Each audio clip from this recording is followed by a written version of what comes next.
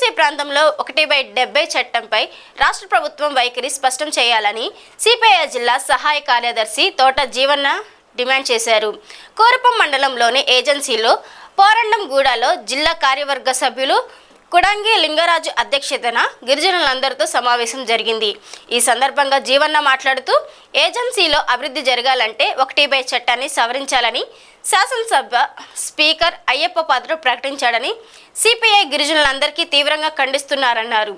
ఆదివాసీ భూములకు రక్షణ కలిగించే ఈ చట్టాన్ని పకడ్బందీగా అమలు చేయాలని డిమాండ్ చేశారు.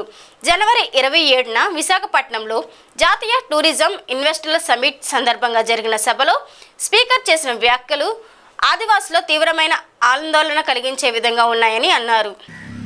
1/70 చట్టాన్ని పకడ్బందీగా అమలు చేయాలని భారత కమ్యూనిస్ట్ పార్టీ డిమాండ్ చేస్తుంది. మొన్న జనవరి 27వ తేదీన అంతర్జాతీయ ఫెస్టివల్ కార్యక్రమంలో మన శాసనసభ స్పీకరు అయ్యన్న పాత్రుడు గారు అసలు 1/70 చట్టము గిరిజనుల అభివృద్ధికి చాలా ఆటంకంగా ఉంది, దీన్ని సవరించాలని అయ్యన్న పాత్రుడు గారు అన్నారు. ఇది ఏ రకంగా అన్నారంటే ఈరోజు 1/70 చట్టము ప్రభుత్వము దయాదాక్షిణ్యంతో ఇచ్చింది కాదు. 1970లో రాష్ట్రంలోని గిరిజనులందరూ పోరాడుతున్న సందర్భంలో 1/70 చట్టం అమలైంది. 2006, 2007 తేదీల్లో కమ్యూనిస్టు పార్టీలు పార్లమెంట్లో బలంగా ఉన్న సందర్భంలో అటవీ సంరక్షణ చట్టాన్ని తెచ్చి 1/70 చట్టాన్ని పునఃపరిశీలన చేసి బలోపేతం చేయడానికి కారణము గిరిజన ప్రజా పోరాటాలు.